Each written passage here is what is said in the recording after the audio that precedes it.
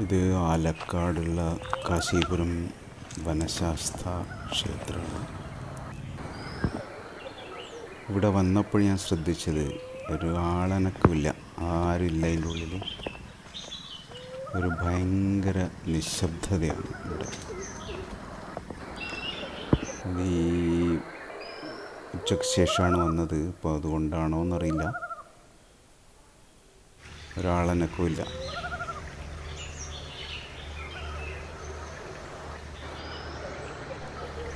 ഇത് ഈ ക്ഷേത്രം സ്ഥിതി ചെയ്യുന്നത് ഒരിറക്കത്തിലാണ്. മെയിൻ റോഡിൽ നിന്ന് കുറേ ഇറങ്ങി, സ്റ്റെപ്പ് വഴി ഇറങ്ങി ഉള്ളിലേക്ക് താഴേക്ക് വന്നാലാണ് ഈ ക്ഷേത്രം കാണാൻ പറ്റുക. ഈ മഴക്കാലത്ത് ഇവിടെ ഒരു അരുവിയൊക്കെ ഉണ്ട്.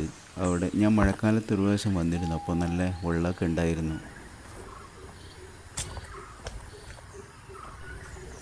തികച്ചും വിജനമായിട്ടുള്ളൊരു പ്രദേശം.